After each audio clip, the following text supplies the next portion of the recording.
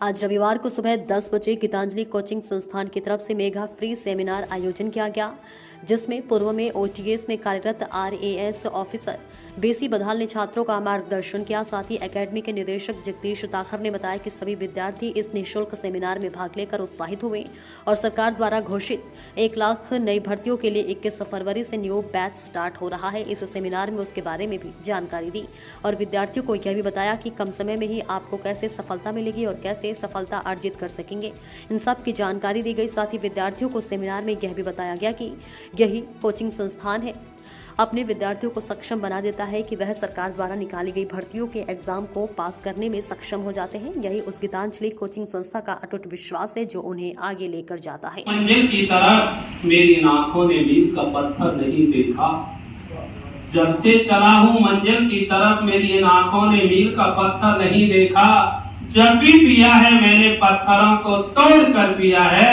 हे समंदर तेरा बूंद भर का भी एहसान नहीं होता।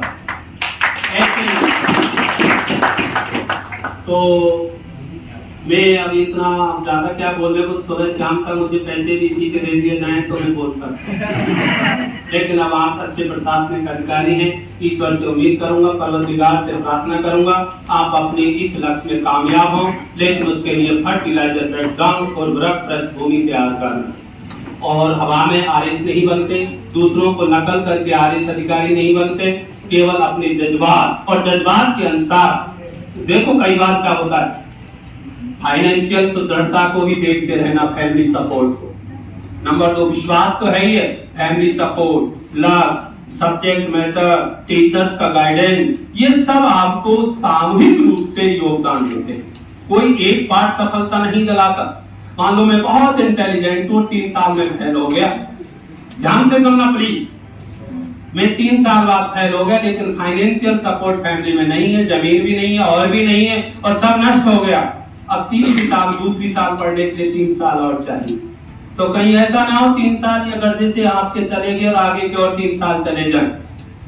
तो मैं चाहता हूँ सब चीज को देखते हुए आप सपोर्ट रखें, और आपके सामने जो ये बड़े मृदुल स्वभाव के माथे का तेज, आंखों का नूर अभी भी चमक रहा है, और आप देखो आप ऐसा मत कर, यहाँ ये बहुत अच्छे व्यक्ति हैं, आपको नाम बताई दिया होगा, जगदीश ताखर जी, कोचिंग संस्थान के बहुत अच्छे सुलझे हुए स्वभाव के धनी है ना।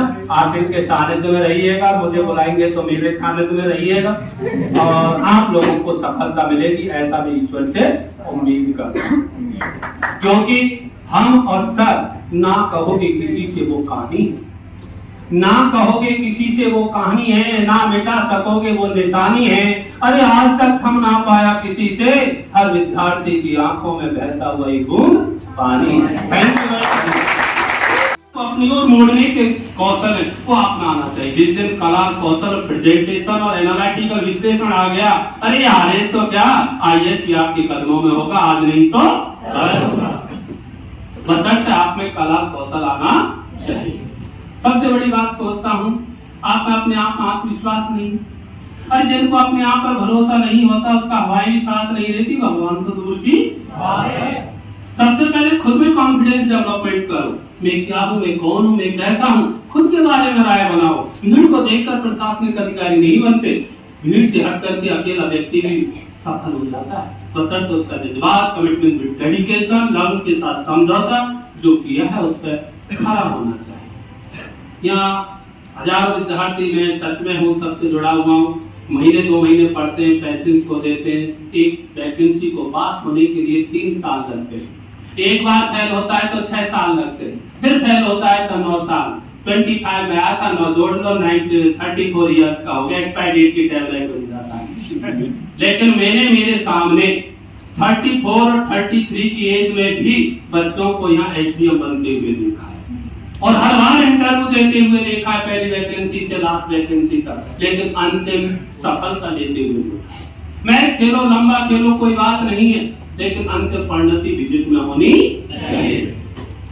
सफलता मिले या ना मिले यह सब मुकद्दर की बात है। बट ये मान के चलिए कि एक नोविस स्टूडेंट आता है और आरएस की तैयारी के लिए जब आप आते हो, तब आपको ये रूट पता नहीं होते किस रूट से हम आरएस बन सकते हैं। ठीक है, अब किसी स्टूडेंट को तो ये रूट पता है, किसी को ये रूट पता है, बहुत कम ऐसे होंगे जिनको ये रूट पता है, ठीक है। और जिसको जितना जल्दी ये रूट पता लग जाए वो उतना ही जल्दी आरएस बन जाएगा, सही है बात। और जिनको इन रूट्स का पता है, इसका लास्ट तक भी पता नहीं लगा, वो बनेंगे तो भी तीसरे चौथे चांस में जाके बनेंगे और ना भी बनेंगे, क्योंकि इनमें जो टाइम लगेगा वो इस टाइम से बहुत ज्यादा होगा।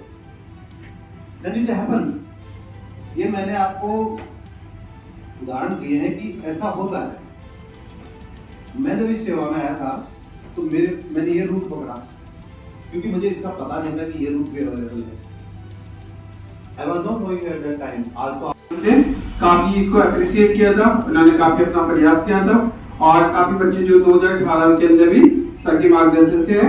अब सर अभी इसी वर्तमान के अंदर यहाँ जयपुर के अंदर ही आज पोस्टिंग है, तहसीलदार हैं, तो आप सर फ्री थी तो अपनी जब आपकी जो एसआई वगैरह की आरएस के मॉक इंटरव्यू उनमें भी समय देते रहते हैं। तो आज हम पहले क्योंकि हम बात कर लेंगे आपसे, लेकिन आप कुछ बच्चे हैं जो एक सपना लेके आए कि सर पढ़ाई कैसे करें या कम समय के अंदर किस प्रकार से करें, या पढ़ाई तो हम बहुत सारे एग्जाम तो बहुत सारे देते हैं, ऐसा कोई विद्यार्थी नहीं होगा जो केवल एक ही एग्जाम। सिलेबस आपके पास 2 कॉपियों में होना चाहिए, लिख लो इसको। 2 कॉपी में सिलेबस डाउनलोड करना। आरपीएससी की जो वेबसाइट है उस पे अपडेटेड सिलेबस रहता है जब भी वैकेंसी आती है, और अगर कुछ चेंज होता है तो अपडेट करते रहते हैं। सिलेबस में आपके पास प्री का भी होना चाहिए और मुख्य परीक्षा का भी, दोनों का सिलेबस है, उसकी 2 कॉपियां होनी चाहिए। एक अपनी स्टडी टेबल पे होनी चाहिए जहां आप पढ़ते हो, एक आप साथ साथ बोलेंगे, ठीक है। मैं अपने अंतर्मन से ये संकल्प लेता हूँ कि जिस कार्य हेतु अपने स्वजनों से दूर यहाँ उपस्थित हूँ उसे प्राप्त करने के लिए तन मन धन से बिना किसी विचलन के अपने गुरुजनों की आज्ञानुसार ईमानदार प्रयास करूंगा। मैं अपने लक्ष्य प्राप्ति के मार्ग में आने वाली सभी विचलन और बाधाओं से दूर रहने का प्रयास करूंगा।